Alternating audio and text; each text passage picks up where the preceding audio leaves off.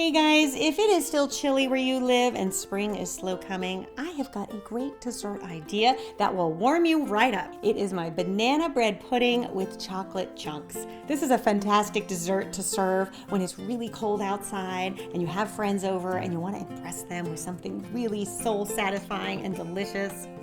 People will talk about these bread puddings for weeks. They are that good. Let me show you how to put it together. So the first thing you want to do is prep your ramekins. So I'm working with 4 6-ounce ramekins, and you want to spray them with some baking spray. I like the larger ramekin because I think the pudding looks a lot more elegant that way. I also like the little raised polka dots on the side of them. If you want to know where to get them, they're in my Amazon shop, and I'll leave you a link in the description. So once you spray them with the baking spray, it also helps to take a pastry brush and just rub around the sides, making sure everything is well coated. And then you can set those aside.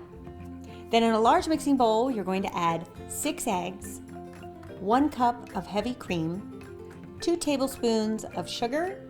I don't actually add that much sugar to this because the bananas provide so much sweetness. But if your bananas are not very ripe, you might want to add another tablespoon, and 1 teaspoon of vanilla extract. And you can whisk that all together just until combined, and then set that aside. Then, for our bread, I like to use a rustic Italian loaf, but you could also use brioche or you could use a French loaf. And you just want to cut the bread into about 1/2-inch cubes. And we're looking for 6 cups. Then you can add the bread to the batter and toss it to combine, making sure all those cubes are getting well soaked in with the custard. And then in a small bowl, you want to mash 2 very ripe bananas. The riper they are, the sweeter the puddings will be, and the more pronounced the banana flavor will be. And you can toss those in. And then the last thing we're going to add is 1/3 cup of chocolate. So you could use chocolate chunks, you could use chocolate chips, whatever you have will do. See, wasn't that easy? This is all we have to do. Now we're going to take this mixture and fill our ramekins. I think it's easiest to do it with an ice cream scoop. And you just want to make sure that your first couple scoops have a lot of liquid in it, because that's what's going to create the sort of custard center. And then the final scoop should have more bread in it, because you want to make sure that you get some nice cubes kind of balancing on top, which will toast and become golden brown and make the banana puddings look really elegant.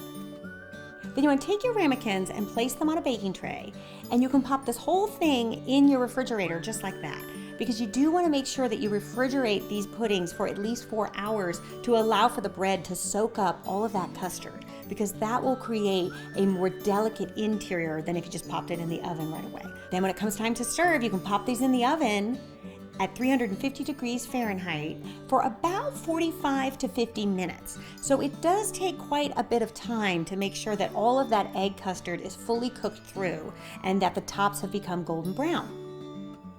And you can kind of press on them a little bit, and if no liquid is coming up and they're nice and kind of spongy, then you know that they're done. So you can take them out, and then I like to dust these with a little bit of powdered sugar just on top. And then you can bring them right to the table and let everybody dig in.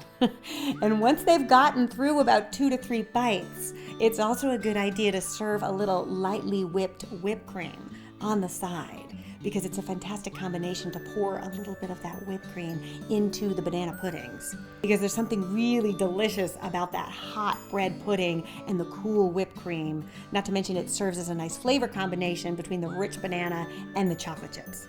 I hope you guys give this one a try and let me know what you think. And for all the printed recipes, you can head to my website, entertainingwithbeth.com, and you can print them out there. All right, you guys, I will see you back here next time for another quick and easy recipe. Until then, bye.